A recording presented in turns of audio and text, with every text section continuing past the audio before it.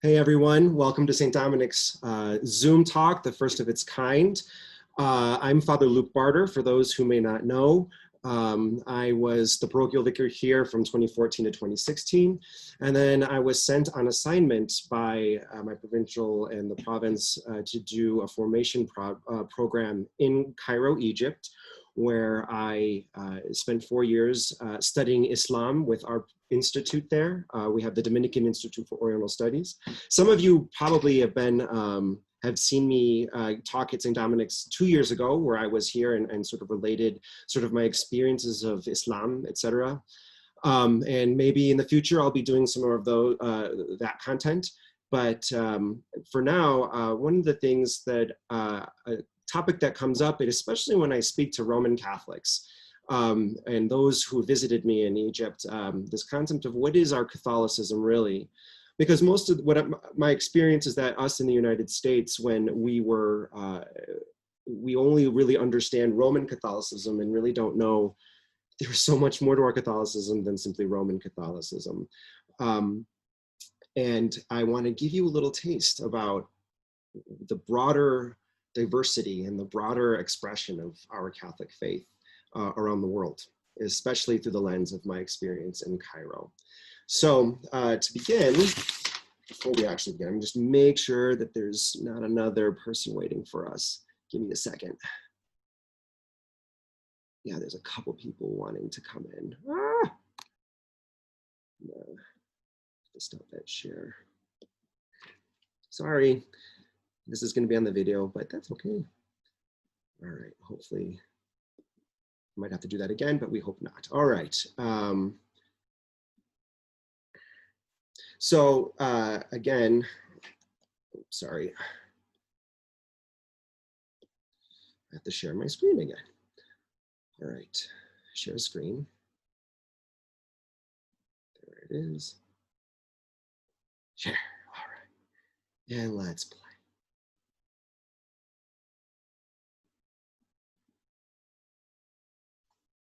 All right. Here we go. I was able to, I was often a tour guide. I got to tour guide everything in Egypt.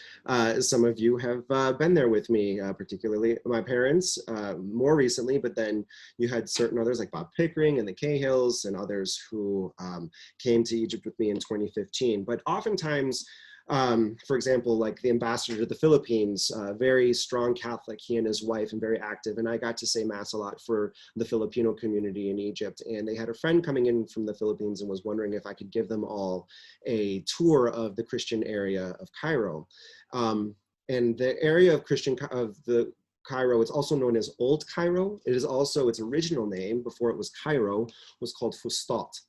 And it was the Coptic center. And I would always start them at this first church, Knisset el-Mu'allaka, or also known as the Suspended Church or the Hanging Church. Why is it called that? The church was literally built on the side of a cliff and is held up by stilts. And so that's why we have those stairs. If you can see the facade of the church there, we have those stairs. And below there are literally giant pillars that are holding the whole thing up. But what's really important about this church is that it is incredibly old. This particular building dates to, I think, the 6th century, though there were probably churches there, or the same church, a different building from possibly the 3rd century. So we're talking the 400s here, right? And it used to be the seat of the Bishop of Fustat, or the Bishop of the Egyptian Christian Church. And anyway, this is a very old and a very important church that has a long history. This is the facade that you can see. And I like to show them, like, even if you can look a little bit closely, like in the niches right above the doors, you see some writing, and that is Arabic. Arabic is a lingua franca for the Christians in Egypt. But you also see this very old, beautiful icon right in the center in a niche.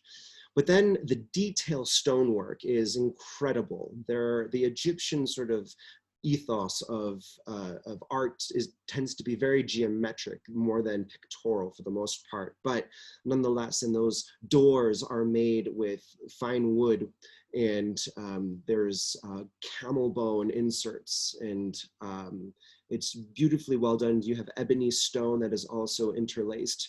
They were quite the masons. But I bring them here and I show them that, oh, look here, you know, Christians, you know, their Arabic is the language. And then we walk in and I show them this church. And you can see it just feels kind of different, but kind of the same. You know, there's this big screen that separates the people from the altar. And in the altar, above the altar, you see all these icons, which is called an iconostasis. One thing you will never find in one of these churches is a tabernacle. Eucharistic adoration is not a thing. And they look at me and they're like, whoa, where did that come from? And I'm like, you know, that's a Roman Catholic thing that developed outside of from an experience of not only Roman culture, but then the experience and the history of Europe, and that sort of devotion and that understanding and the relationship with the Eucharist in that particular devotional way developed in the West, but it's very different in the East. Though not that they don't have a devotion to the Eucharist or that they don't think the Eucharist is the body and blood of Christ. They treat the Eucharist with absolute respect, and they believe in transubstantiation just like we do. Their also thing is there is no rosary. They love Mary. We've seen Mary in a lot of different ways. You saw that icon in the beginning, but the rosary actually, you know, we know come from the Dominicans as a devotional to teach the gospel, but their devotions to Mary are very, very different, and they have different hymns and they have different ways. Even though you can actually buy rosaries, and you see in Christian cars rosaries hanging from their rear view mirror, they don't have a devotion of praying the rosary. They just know that it is an object, sort of a devotional object related to Our Lady, whom they love, and she is everywhere. And we're going to get to that just in a little bit. So this is their ambo, as you can see. And you can, again, this is the detail work that you can see of the wood and the ebony. And then on the right, they love their icons and they love their relics of their holy saints. A lot of these icons date to the 4th and 5th centuries.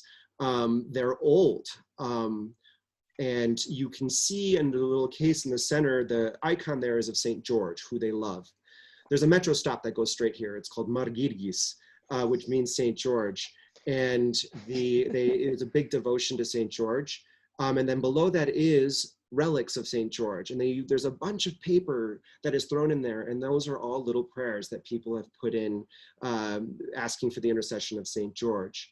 This is what a reliquary kind of looks like in the right, wrapped in a cloth.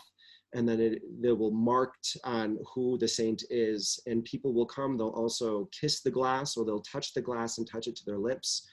If we go back quickly to the screen, they'll also touch the cloth that is separating the people from the altar as a holy image. And they love their images here in that sense.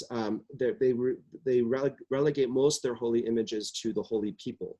All other artwork is decoratively geometric. And so they'll kiss that for blessings.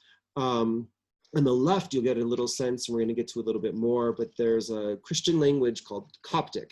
And we're going to get to a little bit about that, but that is one of their liturgical languages. Here we have two more icons, very old icons. On the right, you have Saint Michael the Archangel, and on the left, you have Saints Cosmas and Damian. So very early on, and there's this sort of shared sense of sainthood and who are revered figures in our faith. And again, these icons are venerated. But if you look at Cosmas and Damian on the cross at the top, there's devotionals written in Arabic. To have an understanding of where does this Christianity come from and what is it, and how does it express itself, I need just a kind of a brief history, because in many respects, the church in Egypt is in one way older than the church in Rome. And as a developed church, very, very early on, the Christians found a center in Rome. the identity of the Egyptian identity is very, very strong in their roots to Jesus. We know from the Gospels that Jesus went and stayed after he was born, and the Holy Family went to Egypt in exile and lived there for several years.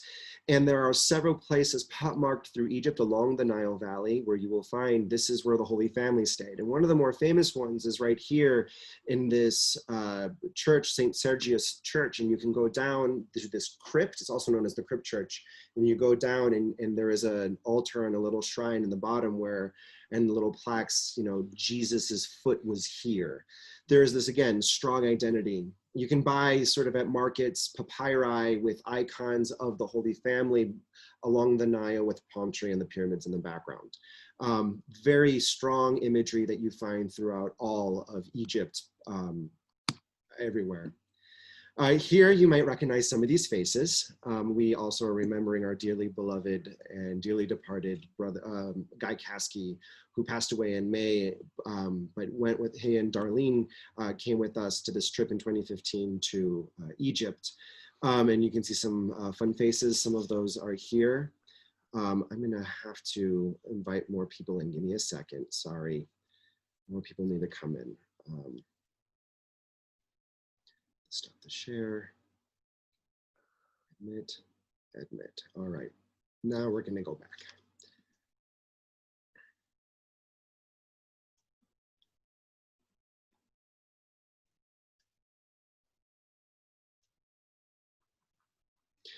The origins of Egyptian Christianity have its roots in St. Mark, and you can see us there in front of the shrine of St. Mark. St. Mark's relics are in 3 different places. One is in Alexandria, one is in Cairo, and the other is in Venice, at the Cathedral of St. Mark in Venice, the very famous one. But St. Mark is, they call him the first patriarch. Tradition has it that St. Mark came to Egypt and evangelized the Egyptians. There is a strong devotion to St. Mark. The sort of the head of the Egyptian church, you know, we are the success, the Pope in Rome is the successor to St. Peter.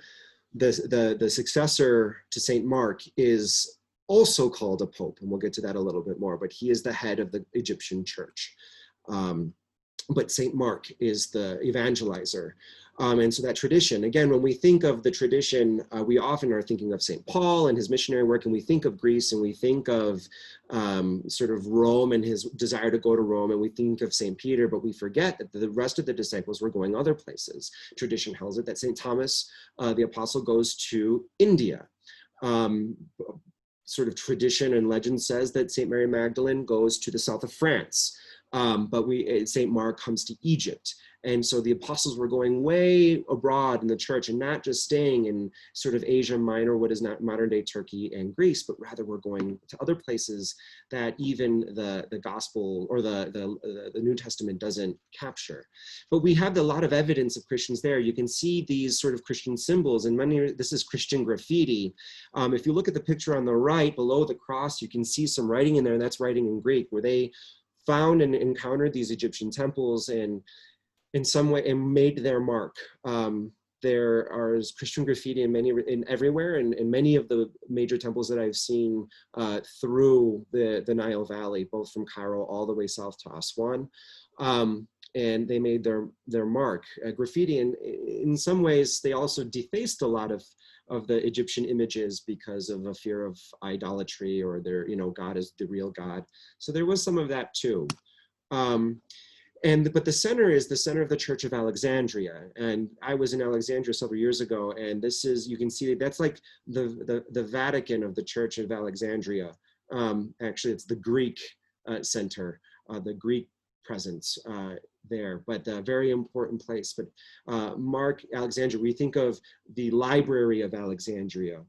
And it was in Alexandria where Alexandria and Antioch were centers of theology. And in those first couple hundred years after Christianity is sort of free to express itself after Constantine in 313, those first couple hundred years, there was now a lot of theological development, theological debate. So when we say that Jesus Christ is both human and divine, all of this stuff was really hashed out right here in Alexandria. our whole theology of Christ's nature, when we say consubstantial with the Father, all of that stuff, the theologians that were coming up with these words and debating, all of that stuff, there are these Christian Egyptians here doing that thinking while Rome was falling.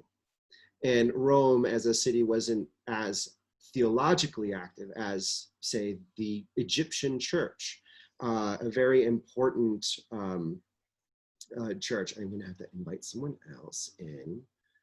All right, there's Gerard. Let's see if I can get him in. There he is. All right.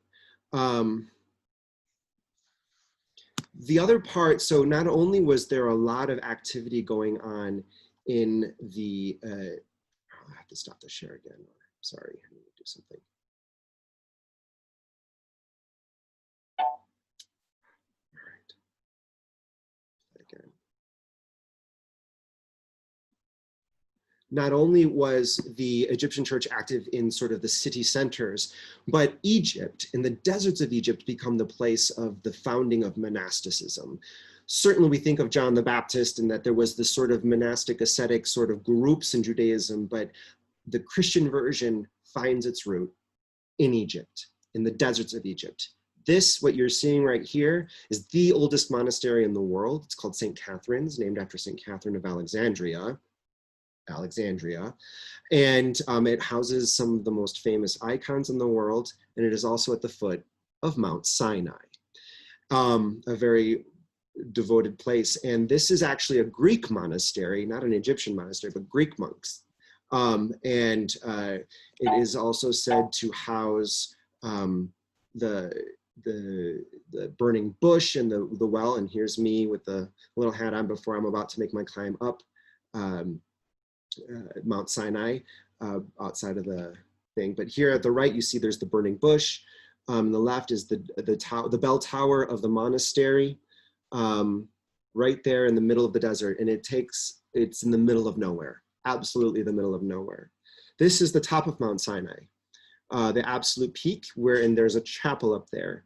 And there was a group of us Dominicans that slept outside overnight. This is sunset, and we stayed for sunrise, and we slept on the side of the chapel outside in the absolute pitch dark. This is sunset. This is what the desert looks like. This is where the monastery is located. And this is what sunrise looked like. And we were able to say Mass at the top of Mount Sinai after sunrise. Then back in the city, Christianity sort of really developed in the oldest part of Cairo, again, as this Christian center. Cairo wasn't really the center of anything.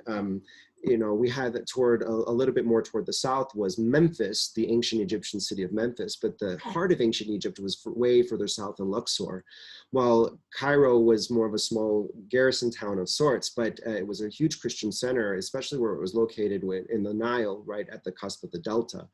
But this is old. This dates to probably the 600s. This is the same area you'll see where the Hanging Church is. And this is sort of this tunnel or bazaar where you can come and see all these ancient and early Christian places. But then also as Cairo grows, Christian identity is there. This is what a Christian cemetery looks like in Egypt. And there are Muslim cemeteries and Christian cemeteries. And when you walk through some of these cemeteries, you see dates that date back really far. This particular cemetery is famous for having some of Napoleon's soldiers that died in Napoleon's invasion of Egypt in the early 1800s, 1801, 1802, something like that. No, 1805 maybe. Anyway, and so there's some that date back, these graves date back to the time of Napoleon. The reality of Egypt, however, is that, as you see here, this is the garden of a Carmelite monastery, and you see St. Therese of Lisieux, whose feast day we celebrate tomorrow, but in the background you see a mosque. And after the rise of Islam, and when Islam first came to Egypt in 646, there was this dual reality for the Christians in Egypt, where they were in the presence of Muslims as well, another sort of faith outside of Judaism. There was also Judaism, but in a very different way. And then when when the Muslims ended up taking over the area as the rulers, the state, this dual reality really of Christian and Muslim and Jewish. The Jewish community will die out, will actually pretty much be all exiled in the 20th century. There's a very, very, very small minority. I remember we're only talking about maybe 100 Jews that are left in Egypt. It's a very sad story, but that's not the story for today. And so that reality has marked and defined a lot of how Christianity begins to express itself. Because no longer, we might think of that the Christian experience, however, today is marked by martyrdom and bombs and threats. And certainly there have been attacks on Christian churches. What you're looking at here is a painting, a sketch done from a friend of mine, Nancy Wadi. And the two girls depicted there with Jesus were two girls that were killed in a bombing of a small chapel church on the compound of what is the St. Mark's Cathedral, which is the heart of the Coptic Orthodox Church, and certain reality. However, at the same time, it's really not all, though that's horrible, the daily life is not one of fear. And that there is a lot of attempts for rapprochement, especially among the leaders. So here you see a meeting of Pope Tawadros, who's on the right, the Christian leader in Egypt, and the Sheikh of Al-Azhar, who is the Muslim leader in Egypt. And for the first time in history, the Muslim leader on the anniversary, which was Easter Sunday, and the anniversary of the bombing, a year anniversary, the Sheikh made a personal visit to the Pope, the first time that it has ever been done. And so these kinds of meetings happen. You also had Pope Francis come. Pope Francis came in at the invitation of the Sheikh of Al-Azhar to come and speak and to talk about religious extremism, fundamentalism, and what we can do to stop religious violence, and how that has no place in either of our religions. And we need to stop this again. Forgive me so that I can clear this out.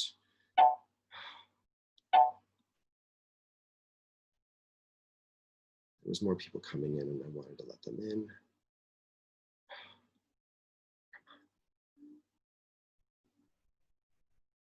Oh, my computer is a little frozen.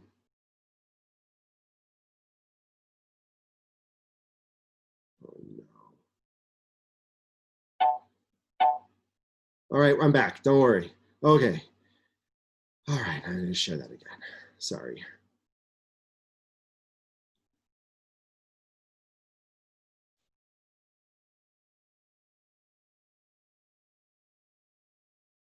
So who you see here, and continuing on, who you see here is Liliane on the left and Atif on the right.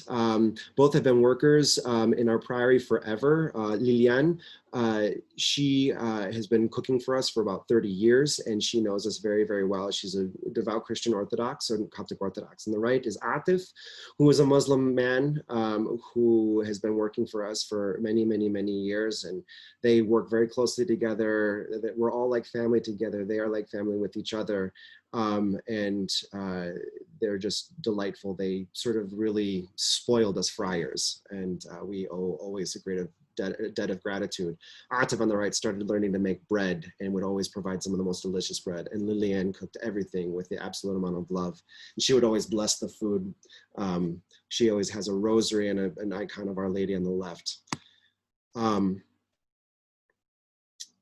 I want to talk a little bit more about Coptic Christianity and sort of some of its expressions. As you see here, this is at a place called Anaphora, which is a Coptic monastery.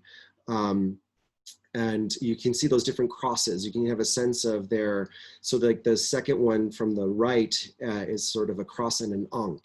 An ankh is the ancient Egyptian symbol for the key of life that was adopted by Christians as the sign of the cross, as the sign of life as well. And so there's some of that Christian symbolism tied in with the Egyptian heritage that's very strong.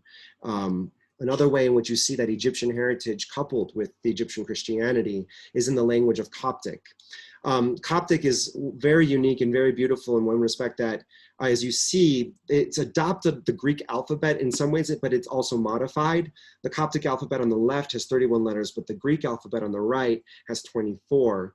So they added a few letters, but you can see some similarities, like at the upper, their A's, which is called alpha.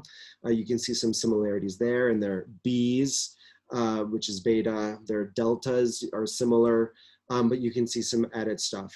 The thing about the Coptic language, though, is that though it has a Greek-ish alphabet, it's its own alphabet, but it's adopted from the Greek. The language root is not Greek at all. It's actually the closest language that we have to ancient Pharaonic, the language of the hieroglyphics, the hieroglyphs. And so there is this relationship of being Egyptian. You think of the word Coptic. Where does the word Coptic actually come from? It is sort of a morphing of the Greek word for Egypt, which is Aegyptos. So Greek for Egypt is Aegyptos, and that Gypt, when you sort of becomes Copt, and they were known as the Copts in the Greek tongue. And so here, that's the relationship, because the Greeks were there in Alexandria during the time of Alexander and all that sort of stuff. And we think of Cleopatra and Antony with the Romans, but the Greeks were there very strong. There's a huge, the entire spirituality of Coptic spirituality is monastic, from the monks, from that experience of the desert and that tradition of the desert. Here is a picture of St. Anthony's Monastery. Some of you may know of St. Anthony of the Desert, one of the first monks, the father of monasticism is sometimes called. We have in our sort of Christian history annals, we have a life of him that was written. And when you study Christian history, St. Anthony's Vita, his life, is a very important document in the history of Christianity. And his monastery is right here, and again, in the middle of nowhere. But this tradition of seeking out the wisdom of those who separated themselves from the city to dedicate themselves to a life of simplicity, poverty, asceticism, and that devotedness to the seeking of the development of the spiritual life. It is from right here, and from Mount Sinai at St. Catherine's, where the Dominican friars, some 700-800 years later, will arise, or 800 years later will arise. Our whole tradition of Benedictines and Jesuits and Carmelites, all of that started here in the deserts of Egypt. This idea of religious life, this idea of monks or sisters or nuns, the idea of a monastery, that idea of a life given to God in a very particular way in the Christian world. This is the origin, right here in the deserts of Egypt. And so that identity is very strong, and you can see it everywhere. This is the inside of the monastery. There are 120 monks at this monastery, active. One of them you see on the right is Abuna Girgis, a brother George, who is a young man who welcomed me with open arms, and my family, my mom and my dad, who are also on this talk. And I think my mom bought almost all of their papyri with icons. It was beautiful. But you can see some of these ancient, the iconography that's very, very old, these murals painted on the wall and these altars. Their whole place is like this, these sort of domed walls of plaster and stone and sand. Anaphora, that first monastery that I had shown you with those mosaic tiles of crosses, with the one that looked like the Ankh, this is one of the churches that's on the whole compound. And again, you see this tradition of these bright colors and the golds and depicting the life of Christ. So on the left, you see the nativity scene. You see that on the right-hand pillar is the baptism of Jesus in the Jordan. It's still an unfinished work, and it's still being done today by the monks and those volunteers who are active around the community. Another monastery, so this is in Aswan. This is very, very south, and Aswan again is one of those ancient centers of ancient Egypt, and so you can see some ancient Egyptian stuff that's still there, and that's the Nile. And I climbed up to the top of this little hill, and when you turn around, you see this desert, right? And if you can notice, about halfway up the screen, you'll see sort of two structures, one on the left, which is lighter, and then one on the right, which is darker. That structure on the left is another monastery. And this is the front of it. And that just says the Monastery of the Brothers of the West Bank of Aswan. That's what that text above the door says. But here's a Christian monastery. And inside, they've developed a retreat center for people to come and do some retreats. So the monks have, in one sense, an active relationship with the faithful and are very active in their faith life. And people come and seek places for refuge or for retreat or spiritual direction. Groups come, young adult groups come, youth ministry kinds of things come, and they come and celebrate in these areas. And they have houses and facilities for that. And this is what the monastery's main church looks like. And beautiful, again, you see that iconostasis, you see that woodwork. You begin to see a pattern in the stylings of what sort of Egyptian Coptic Christian things look like. Beautiful, again, depictions of the Last Supper at the top. There on the left of the main doors that are separating the altar from the rest of the people is a beautiful icon of Our Lady with the child Jesus. And that's me with the beard and a gut. I'm working on losing it. This is a picture of Pope Shenouda, who passed away several years ago. Pope Shenouda, the leader of the Coptic Church, and I will say the Coptic Orthodox Church, and we're going to get to that distinction in a second. They all come from the bishops and the popes. They all come from the monks. So the leadership, again, is drawn from the monastic communities, because the monastic communities are celibate, and they are the spiritual fathers of the church. So they don't get married, and their life is seen as that spiritual higher living, and they are called on to be the leaders, the bishops and the popes. However, their priesthood, though many monks are priests, the general priesthood is not like that. Most priests are married in the Coptic Church, and they are drawn from the community, and they're taught to lead particularly liturgy. The spiritual guidance is often looked a lot toward the bishops and the Pope, who come from these desert monasteries, and there are desert monasteries scattered throughout the entirety of the deserts of Egypt. And this is where he lives. This is that St. Mark's Cathedral, sort of the heart of the Coptic Church in Egypt, where St. Mark is reposed and where that shrine is. But it is also to the right of that, just below that, just to the right of that tower, was that church that was bombed, where you saw the sketching from my friend of the two young women as icons that were killed there. But you also, in the city and in many different places, you have, there's a very active spirituality.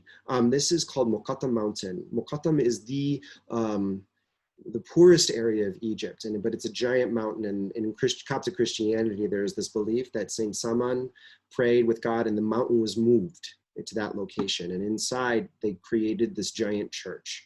And you can see on the beautiful outside, but when you look on the inside, it's a giant stadium. And every Wednesday, there is a gathering, and this is packed with people.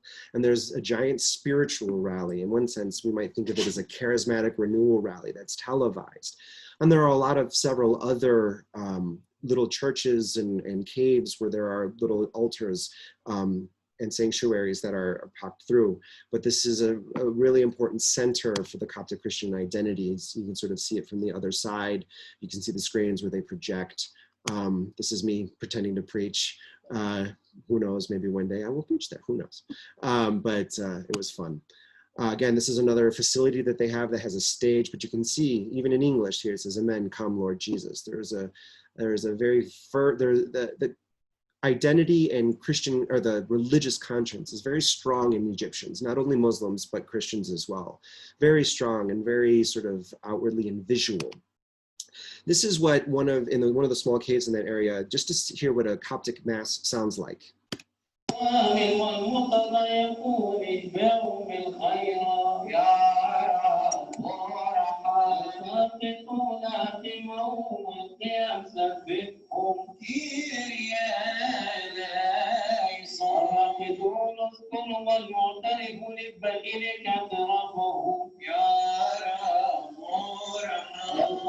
الذي بتاه وعدم مؤمنين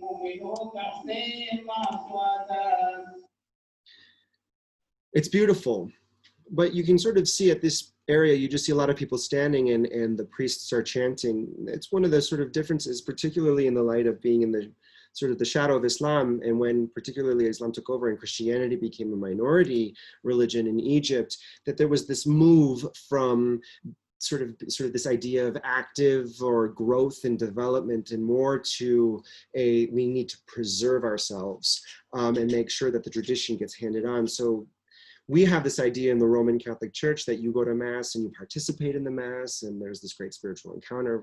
Yes, there is a spirituality about it, but oftentimes the Christians go to Mass just to make sure that Mass is happening, right? That there is this ingrained idea to make sure that it is kept alive, especially when it is no longer the majority. But also with that sense of, you know, that idea of more preservation than development.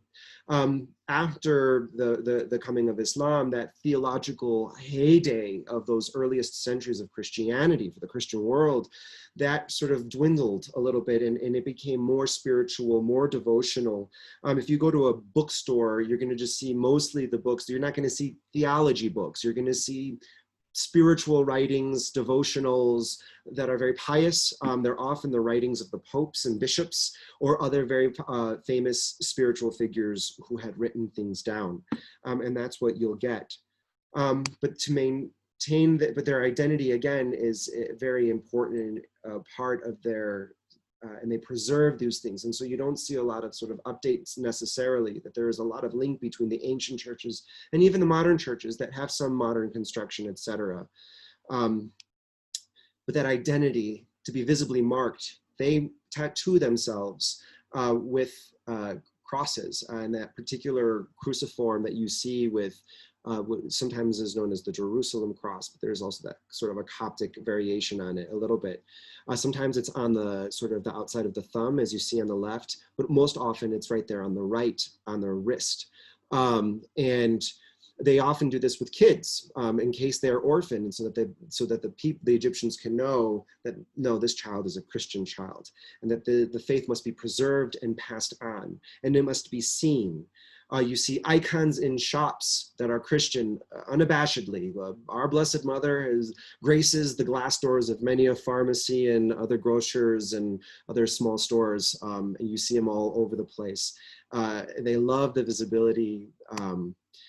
Again, like I said, this is my friend Nancy who did the drawing. She's the one that's right there in the middle crouching. She's the artist who did that icon. And again, they love this sort of imagery. They love that visual. That's her again with Pope Tawadros. He's the current Coptic Pope. And that's Nancy on the right and her husband John on the left. And she did a sketch of the Coptic Pope there, and she's giving it to him. But on the right, you see that's St. Anthony, their depiction of St. Anthony with a little devotional prayer, a quote from St. Anthony to God about asking for humility, etc. And those things are tacked everywhere, and you can find them in droves, and everybody has them. They're tucked in, you know, the visors of your cars, and they carried in wallets, and you see them plastered on walls of stores, etc. But it's everywhere. And there's a closer picture that you can see of St. Anthony, and those letters there are, you can see the Arabic there, but then on the actual image itself is Coptic. And again, on their cakes, this is totally typical. They're shameless about how much they love the Blessed Mother, and they'll make a cake out of her. And so this is very, very typical of Coptic Christianity. Again, they love their images. They like their iconography. They love to have access to be able to see and remind themselves of the presence of God and the work of Christ everywhere. It is also because of that minority that is very communitarian. There is a great sensitivity to their community. And so churches are often gathering places. Here you have two Christian men. This is actually in Mokata Mountain as well. And Mokata has a big sort of seating area where you can buy drinks and sodas. To the right is a French military person, Remy, who's a good friend of ours, was visiting. And to the left is a friend of ours, Henny. We were there visiting with all the other Christians in Mokattam. Again, it's a great gathering place. At the cathedral of the Coptic Church, there is places, cafes, and kids are running around, and young adults are sitting there talking and reading scripture and doing all that stuff, and meetings, and it's very active. People are everywhere, and it's very lively. It's a social place. It's a place of gathering. Just a little sense that I'm talking about Coptic Christianity, but I've thrown out, you're like, well, I've never heard of another pope, or I've never, what's the relationship to Catholicism? We have to know that the church, the Christianity grew up all over the Mediterranean basin and beyond in its own sort of cultural context for a long time. And throughout the centuries, there were times where certain churches began to split. And we often think of the Orthodox Church, right, that are not Catholic. But what makes them not Catholic, right? It's not that they don't believe in the Eucharist, and it's not that they don't have ordination. It's not like that they don't have the sacraments. In the end, there were theological discussions and theological differences that caused us to split. And in those earliest years, it had to do with how do we talk about who is Jesus Christ? Is he fully human? Is he fully divine? And as we were working out that, there were groups that began to split off, that disagreed with certain things that were being said. One group wanted to say, well, the person of Jesus, well, his mind was God, but the rest of his body was human, but he had God's mind. And we're like, well, no, that means he's not really fully human. That's not what we want to say. But there was another group that said that we didn't want to, really say that Jesus has two natures, because somehow, that's can diminish sort of God in one way, that it's too much to say, and then there was this rejection, and there was theological debates, and we began to be split, that we started having our own hierarchies. We no longer recognized each other as being one church. And this was in the 300s, 400s, and then we think of the Orthodox Church of the Greeks and stuff, that the major split was in 1054. So before the major split with the Byzantines or Constantinople in 1054, there were these earlier splits, the Coptic Church being one in 451. But for every Eastern church, whether it's Greek Orthodox or Coptic Orthodox or the varieties that we'll get to in a little bit, there is a Catholic counterpart. All the images that you've seen, all the sort of the trappings of the art and the liturgy and all that sort of stuff, it is exactly Catholic as it is Orthodox. The difference is we have a different hierarchy. And in the Catholic Mass, they'll say, Pope Francis, right? But for the rest of it, that's Coptic Christianity. Coptic Christians, Coptic Catholics have married priests. Coptic Catholics don't do Eucharistic adoration, or they don't have the rosary, because they still draw from the same tradition that grew up from the time of St. Mark, and they all trace themselves back to St. Mark. If you didn't know, there are two codes of canon law. There's the canon law for the Roman Catholic Church, which is us, we think of the Pope and the bishops. And then there's canon law for all the Eastern churches, which make the Greek Catholics, the Coptic Catholics, the Syrian Catholics, the Armenian Catholics, the Ukrainian Catholics, and all the different Eastern rites. There are many, many, many. There's this really great book from an old boss of mine called The Eastern Christian Churches. And inside, you can see all the different sort of Orthodox churches. And I know you can't see this, but I'm just using this. But then you will also see in here what is called the Catholic Eastern churches, all the Catholic counterparts to the Eastern rites. And in here, in this little book by Father Ron Robertson, CSP, he's a Paulist, it just lays out, it's very dry, but it lays out some of the way their titles and some of the numbers and where they come from and some of the history and the hierarchy. It's a really, really, for me, a great resource, and for anybody who's interested in anything Eastern Christian. John Paul II was very famous in saying that the Catholic Church is the church that is one church breathing out of two lungs, East and West. We, as Roman Catholics, are the West. But there's an entire side of our Catholic Church in communion with Rome, with the Pope, recognized by the Pope, that is Catholic, but that is not Roman. And my big experience in Egypt was, as a Catholic, as a Roman Catholic, I was a minority Catholic, and that Roman Catholicism was sometimes difficult to find. But I want to give you a sense of what is the Coptic Catholic Church now, and specifically the Coptic Catholic Church, the Coptic rite, the Coptic tradition, but in communion with Rome. Most of what we've just seen is a lot of the Orthodox heritage, but the Catholic Church has its adopted and has its own infrastructure as well. Though Coptic Orthodoxy is the vast majority of Christians in Egypt, Coptic Catholicism, or Catholicism in that, really makes up 500,000, most of which is the Coptic rite, and the rest is the smattering of other rites, including Roman Catholicism.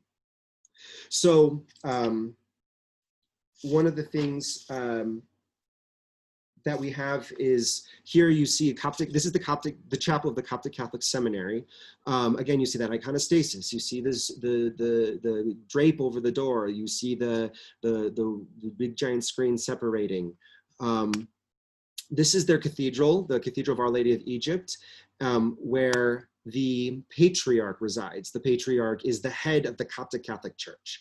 He is the grand poobah, the leader. He is, in one sense, the, lack of a better word, the vice pope, but he is the head of the entire Coptic Catholic Church, of which under him are the bishops of the Coptic Catholic diocese.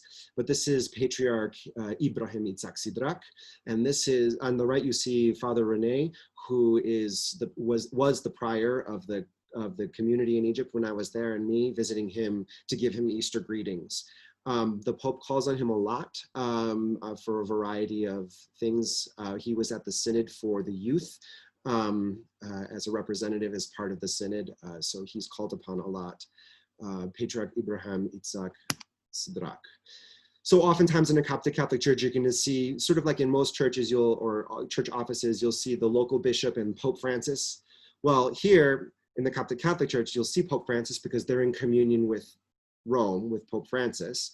Then you'll see on the left, there is the Patriarch, who's head of the Coptic Catholic, or the Coptic Catholic Church. To the right of Pope Francis is the bishop of the local Coptic Catholic diocese. And then on the right, the far right, you see who is in essence the Roman bishop. That's Bishop Adel, who deceased late last year. But he's not a bishop in the same way as the bishop to his left is, or like Archbishop Aquila is. He's called an apostolic vicar because there's no Roman Catholic diocese, because Roman Catholics are so small that it is not big enough for a diocese. But there is still a bishop that sort of helps run things, but he's sort of a, not to a full-fledged diocese. And so Egypt is considered, Cairo is considered sort of missionary territory, that the Pope has sent someone to sort of lead this missionary territory for the Roman Catholic Church. So that is Bishop Adel.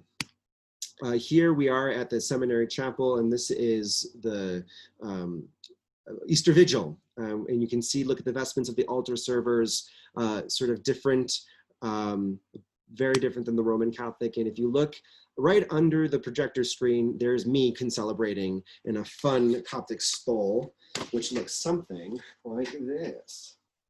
I'm gonna put this on. Oh. You wanna see. So you can see normal Catholic stole is sort of two things down the side, but this is just one long piece down the front.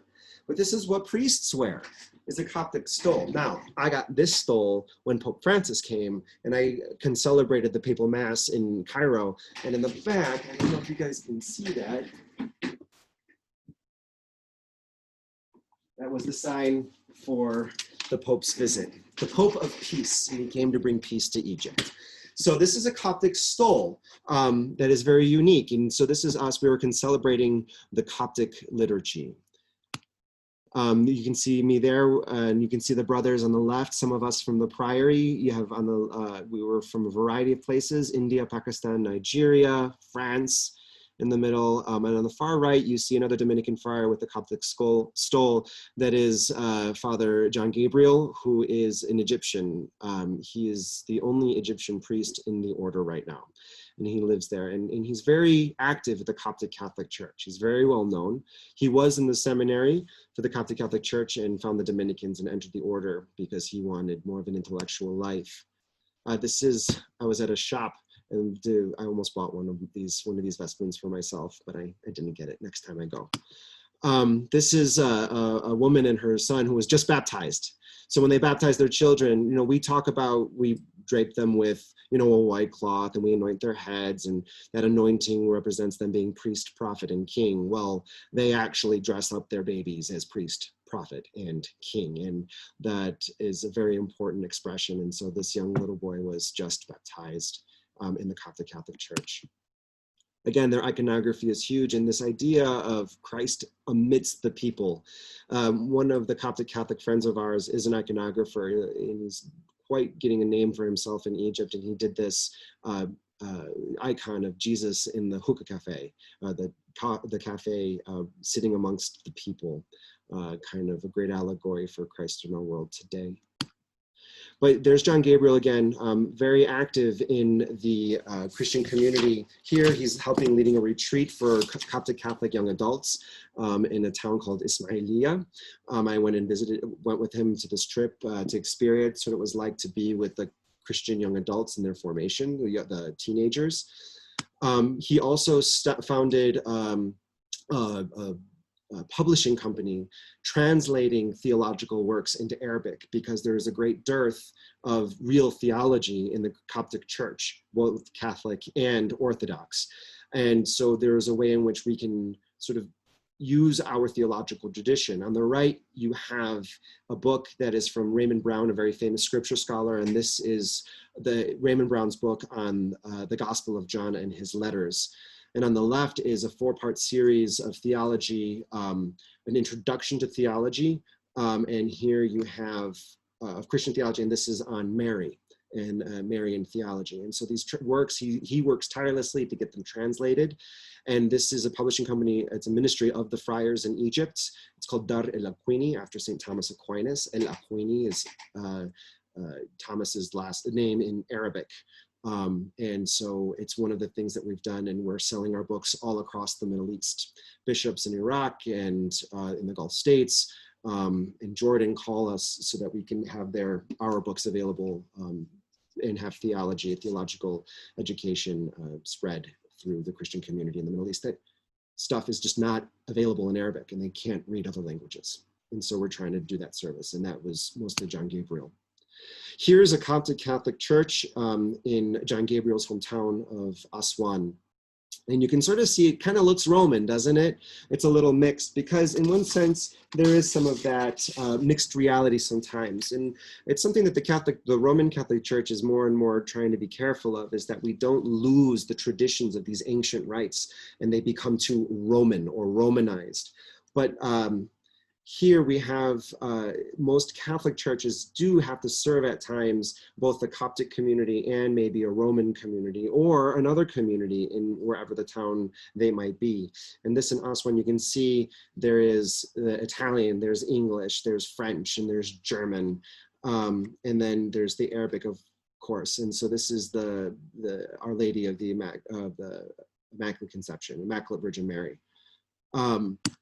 And here's what it looks like inside. So this is a hodgepodge. It's kind of Romanesque. We recognize what the sanctuary looks like. We see the back tabernacle in the Coptic Catholic Church, so that's there. But then the altar looks kind of weird. They have this funny thing in the middle of it, right?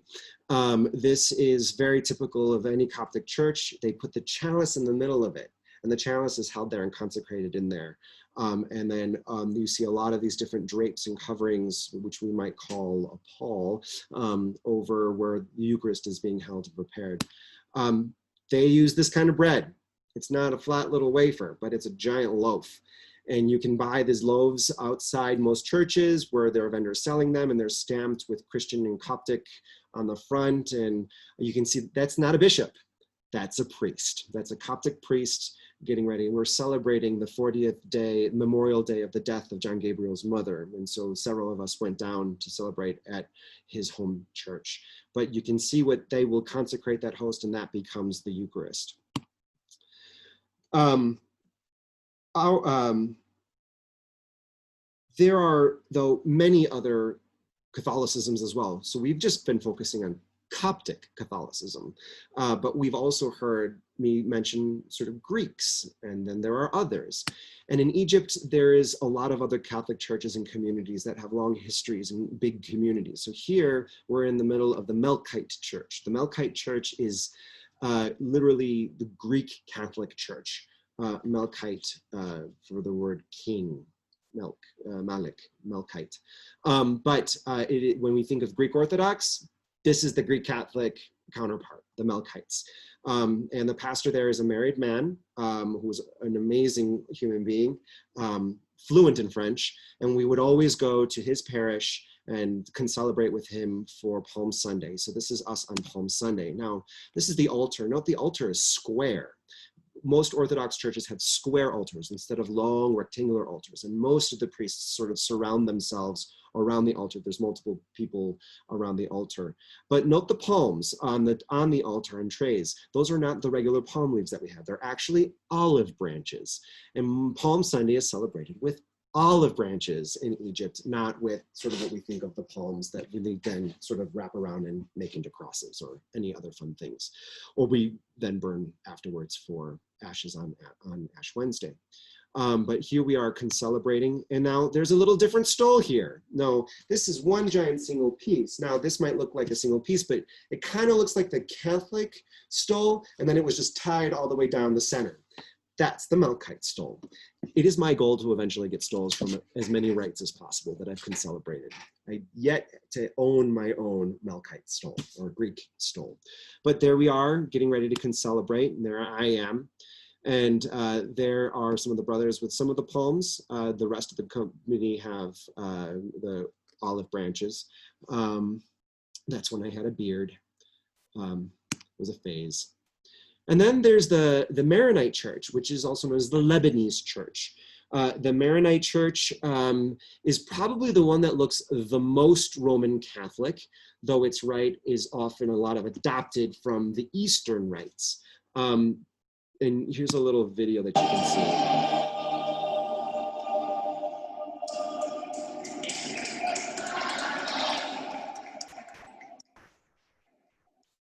So this is the Easter Vigil a couple of years ago. That's the empty tomb that you saw in front of the altar, and you saw on the screens. They love their kitsch. They love their kitsch, and everything's bright and flashy. But the Maronites were there, and we celebrated the Easter Vigil with them. This is us afterwards with the Maronite bishop, Bishop Joseph, of the Maronite Church, which is again for the Lebanese community, the Lebanese Catholics in Egypt, which there are sizable amounts, just as there's a big sizable amount of Greek Catholics as well, Melkites. So what is on top of that, there are others down there that I have not mentioned, but I definitely had experience with. There are the Armenians. The Armenian community is a huge history in Egypt, especially after 1919, the Armenian genocide. But huge Armenian, and Bishop Cousins is the Armenian Catholic bishop. Then there are also the Eritreans, which is on the east coast of Africa. They sort of have adopted or moved into one of the Roman Catholic parishes, but there's a substantial amount of Eritrean Rite Catholics. There's also the Syriac or the Chaldeans, which are more Iraqi, that have a large community as well. So as Roman Catholics, and all of them are different. You can see they all look different. They all have their different languages, and they all have their different traditions and their imagery and their different vestments and the way they sort of, imbibe their Catholicism and the visuals and the ways in which they get it through. But the Roman Catholic Church, as you can see here, a part of me looks at this, and maybe you do too now, is like, something I know, something that's familiar. Oh, I know what everything is. And it feels a little bit like home. And especially being in Egypt, there were those days where I was just really glad to walk into a Roman Catholic church, where I was like, I know what to do. I know what to say. I know when to stand. I know when to sit. I know what the songs are, right? When they start singing, just like the Pange Lingua, or whatever, you sort of get it. And it's just like, I get this. This feels nice. The way the church is shaped and the way the pews are laid out and the imagery, you're just like, it's home. And it was very nice. This is St. Sabina's in Alexandria. And on the right here, again, tomorrow is the Feast of Therese of Lisieux, is the Church of St. Therese. I had mentioned that there was a metro stop called Margirgis, also known as St. George. The second and last Christian named metro stop in Cairo is Therese, St. Therese, because it comes right to St. Therese's parish. St. Therese of Lisieux is actually a very beloved figure in Egyptian culture. In Egypt, even Muslims come to this church. I don't know the reasons why, but there is a draw of Muslims here for whatever Therese and how they've heard of Therese has inspired them. But you see on the left here in the Therese, you can see there is St. Dominic and St. Catherine receiving the rosary, that very famous Dominican image. And again, I looked at it, I'm like, oh, I'm home, thank God. And then this is another one from that first church, St. Sabina's in Alexandria. Again, I felt it was just like, I'm home. Here it is, Rome. I'm back in the tradition that I grew up in, the language that I know. Here, the Roman Catholic community, however, is mostly expats. Every year we gathered and had the French community that we were very close with, because the house is a house of a province of France, and we would host Palm Sunday at the Priory for the entire French-speaking parish community, and we would invite one of the local orphanages and throw a big party. And so we would hop the prior on the donkey that we would get from the guy down the street. The donkey would eat at our garden, and there you have Aïd, who is our gardener, who is leading the donkey around, and there is Renee, very uncomfortable, being processed in during the Palm Sunday procession for the Roman Catholic Church, because sometimes the Roman Catholic Palm Sunday and the Eastern Rite Palm Sunday are weeks off. They've been 1 week off, but this year they're going to be 4 weeks off. So we celebrated sometimes Palm Sunday twice, because that's what we do. That's Egypt. We had a lot of presence of what we know is sort of Roman Catholicism come through our house. We were sort of one of the mainstays of Roman Catholicism, particularly with that idea of being Western. I'll get to that in a second. But we had the privilege, and given our work and presence and reputation in Egypt, we are very much involved in the Muslim Catholic dialogue. And so this is Cardinal Turan of happy memory, and may God bless him. He passed away not too long ago. He was the cardinal in charge of interreligious dialogue for the entire Catholic Church, and he was here to restart talks with the Muslim community, and we were part of that, and he was visiting and staying with us at the Priory. Here's Cardinal Schönborn, the Archbishop of Vienna, a very famous theologian. He's also a Dominican. So we were very proud to welcome our brother to the Priory, and he came for a visit. I had to run home from school to make sure that I can get to meet him. There are a lot of sisters around, sisters galore. There are Jesuits and Franciscans. The sisters galore, this is a French sister, but with the men, we have Jesuits, and we have Franciscans, and we have, of course, us Dominicans. There are the Comboni Fathers, which were founded by St. Daniel Comboni, which is missionaries to Africa. And then there's another religious community called Missionaries to Africa, which are different than the Combonis that are there. But you can see here, this is the Daughters of St. Paul. They're part of the Vincentian family, St. Vincent of Paul. This is one of the sisters that they ran a school. This is up in a town called Port Said on the Mediterranean, where the Suez Canal is. And you're able to cross over from Africa into Asia. And we were on the ferry going from Africa to Asia because we could. You have some monastic communities as well. You have a Carmelite. You saw the Garden of the Carmelite sisters there. And then there's a Benedictine community, a new foundation, but they were actually founded, so Benedictines, which is a Roman Catholic religious order that was adopted by and invited by the Coptic Catholic Church to found a monastery in Egypt. Here are our Dominican sisters that host us for Christmas every year. There are 2 communities of Dominican sisters in Egypt. They should be combining into one now. But as you can also see that so unlike a sister here who is from France, a lot of the sisters and a lot of the lot of the sort of Arabic speaking vocations come from a lot of different mixed backgrounds. So here there are Egyptian and Lebanese, A lot of Lebanese religious come from Lebanon because they speak Arabic, and there's a close relationship with the Roman Catholic Church in Lebanon, and the closeness between the Maronite Church and the Roman Catholic Church in Lebanon, and they often come to Egypt to serve. Here are some Franciscans. Franciscans are the largest religious community in Egypt, and they're largely native, meaning that they have native vocations. And so all of the Franciscans are most Egyptian. And so you get to know them as well. But their ministry is very different than say, the Dominicans. They are very much that parochial, on the ground with the poor, while we do a lot of the sort of academic, intellectual stuff, and we also serve in a lot of the expat community, because we're not Egyptian, they are, though we try to do our part. As you see, they too like their kitsch. Here is a gathering of sisters. Right there in the middle, you see the bishop right there with his pectoral cross. That's the apostolic nuncio, or the Pope's ambassador to Egypt, who has now since been moved to Costa Rica, and there's a new one. But even with Roman Catholicism, there is always sort of this mixed heritage. It's always going to be a mix of our Roman with the Eastern that's sort of always mixed. So with a lot of the sisters, it's going to be Maronite and Roman. This is the Carmelite monastery, which is Coptic or Greek and Roman. You can have Armenian and Roman. And you sort of are always constantly flipping through all of those.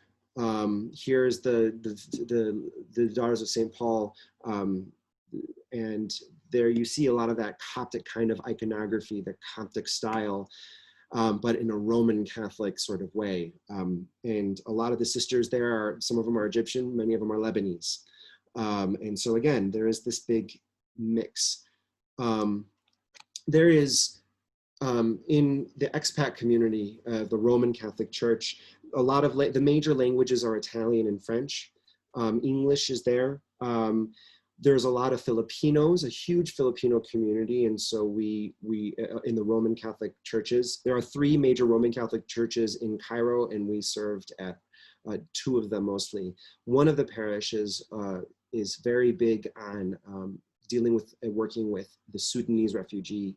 So the Sudanese Catholics, they're Roman Catholics, but Sudanese that have fled Sudan because of war and famine and have established themselves in Egypt. And so you sort of, when you're in these Catholic cultures, this Roman Catholic culture, you're seeing the multicultural and the multi-rite traditional flavors of our Catholicism, but in Roman Catholicism, you sort of have to go with the flow. Italian is spoken a lot, particularly by the Franciscans.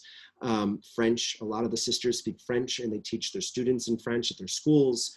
The Jesuits teach in English and Arabic, and they have the best sort of preparatory school before university in Cairo that get a lot of Egyptian students, Muslim and Christian. The sisters here, it's an all girls grade school, actually grade school and high school, K through 12. And it's basically K through 12. And it's taught in English or French and Arabic. And all students end up walking away fluent in French. Again, Muslims and Christians. And us too, at the Priory, sort of live in this multi-rite and multi-aspect reality that our Roman Catholicism finds multiple expressions. And so this is the front door of our Priory, which is Notre Dame du Rosaire, Our Lady of the Rosary. This is the front facade. There's a beautiful garden. But here you can sort of see, this is our chapel. On the left, you can see there's the sanctuary. Our altar is square. On the right, you can see our sort of stained glass of St. Dominic. But St. Dominic, that style is very old Coptic style, very Egyptian style of stained glass, which is sort of glass put into different bits of wood, and the wood is what you have that sort of make the shape and the image. And in the middle is our tabernacle, and the top is our tabernacle light. But we have that sort of mixed heritage. Here again, you can see the group that was with us in the chapel as we were praying, and you can see the icons at the top, the iconostasis, which are replications of a very old, very famous set of icons of the 12 apostles from an ancient Coptic monastery in the middle of the Nile Valley. You can see St. Dominic on the left, and on the right, an icon of Our Lady Child, and on the icon is written in Arabic. But you can have a sense of our chapel at large, where we can also host events. Again, you can see on the windows on the right and above them, you see some more of that stained glass. We have depictions of the shared prophetic figures between the Christian community and the Muslim community. And we have some beautiful mosaics, but I don't have a picture of that, I'm sorry. And this is where the Roman Catholic cemetery, and we have our friars. We've been in Egypt for a long time, and this is where our friars are buried. And every year we go on the feast of All Souls, but the All Dominican Souls, which is a week after All Souls Day. And we go and we pray before the brothers who are interred in Egypt. It's always a very moving moment where we do that here too in Denver. We go to Mount Olivet and we go and visit. But that mixed identity. A Roman Catholic Church, again, here I'm gonna be able to play. This is a gathering. We have the Archbishop of Consecrated, the Cardinal for the congregation, or the Congregation for Consecrated Life, who's in charge of all religious sisters and brothers and monks, etc., from around the world. And he came to Egypt to celebrate the 800th anniversary of the coming of Saint Francis to Egypt to speak with the Sultan. And we're here praying with him.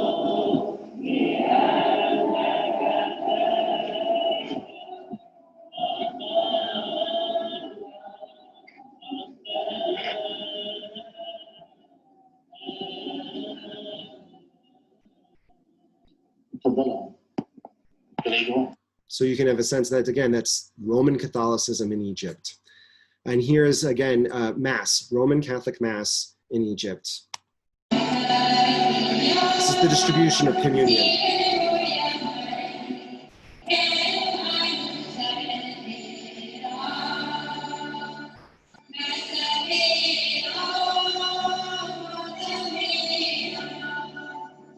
Two of our brothers distributing communion right there at the down at the front there.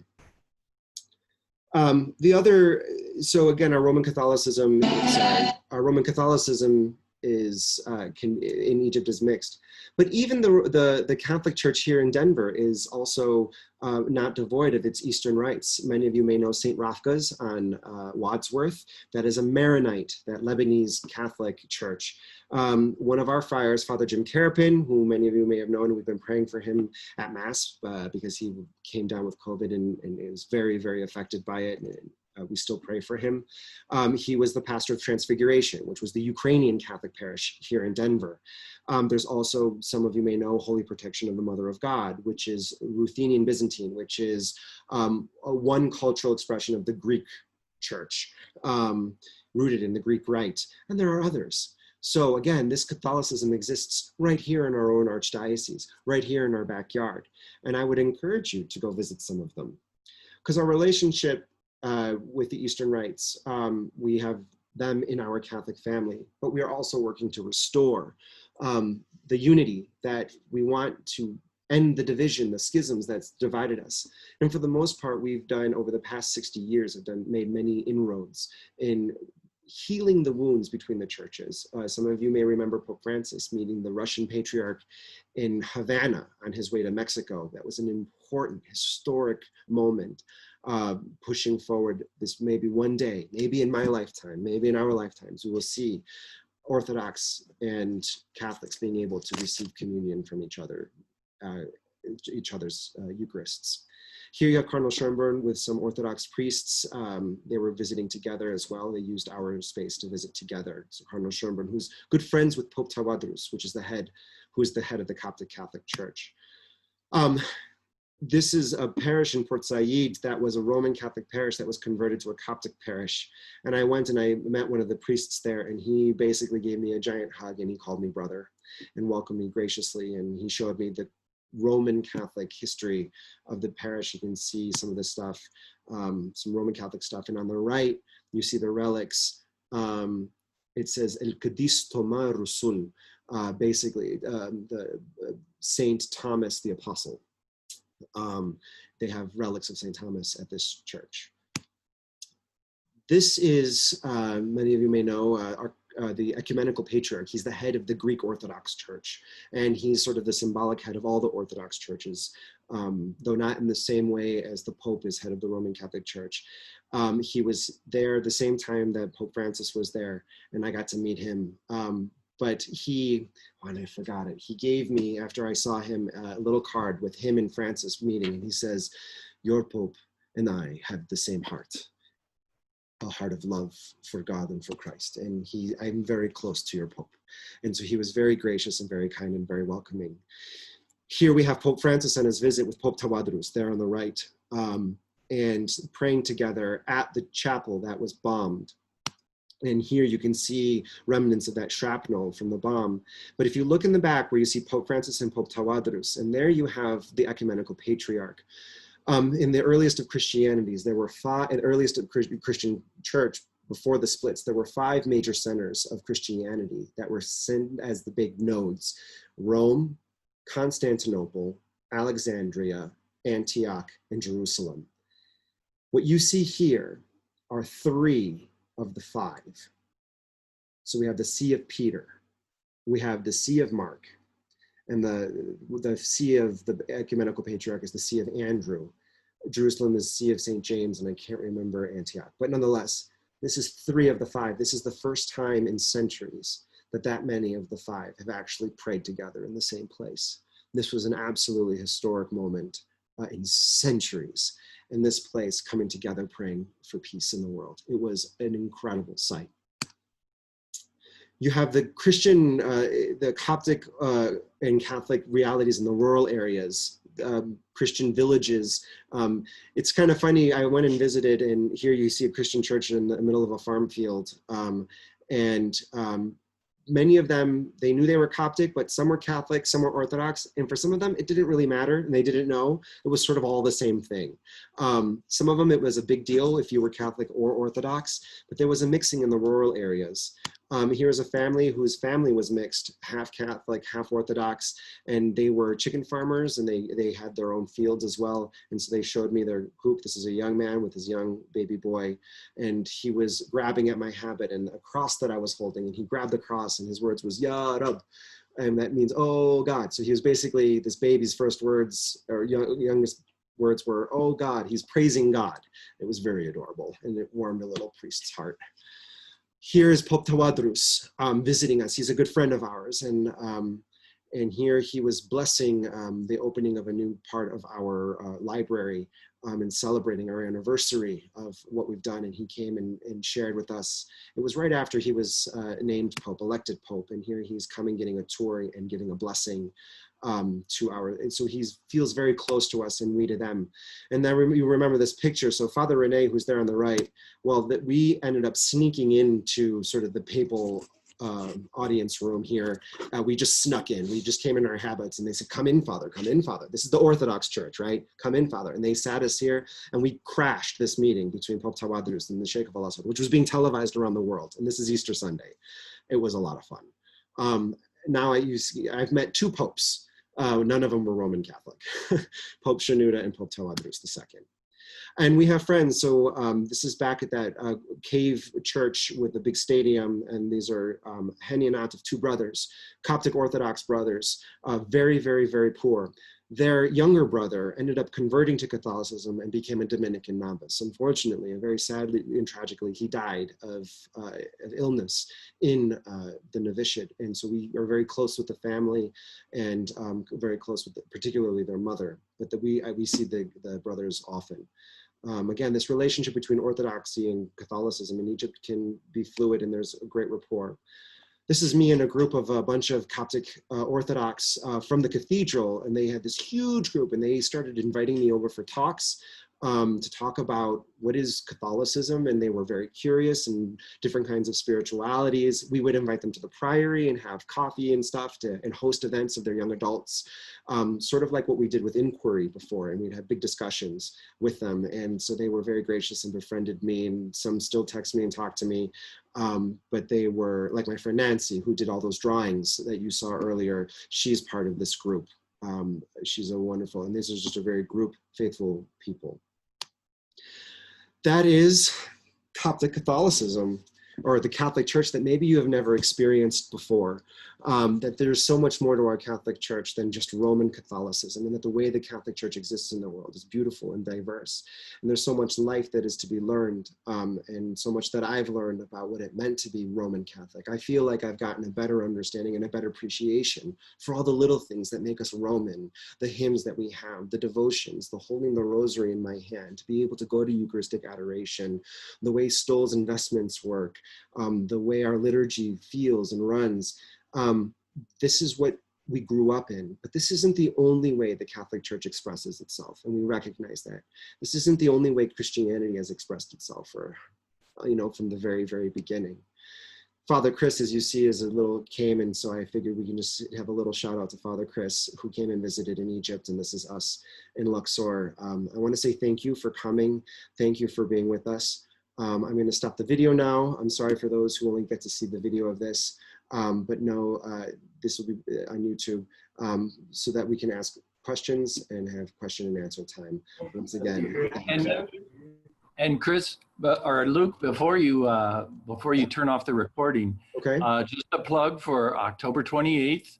October 28th at 7 o'clock, The Beating Heart of Latino Catholicism. It's really a story about being in a United Statesian Catholic, discovering Catholicism in its Latino tradition. So this would be a look at how Roman Catholicism has its own little flavors, and that hits close to home here in Denver, especially for those who wonder why it seems Latino Catholicism seems a little bit different, and we'll be exploring what that's all about. October 28th, Wednesday at 7 p.m. All right, hope to see you all there. Thank you, and God bless.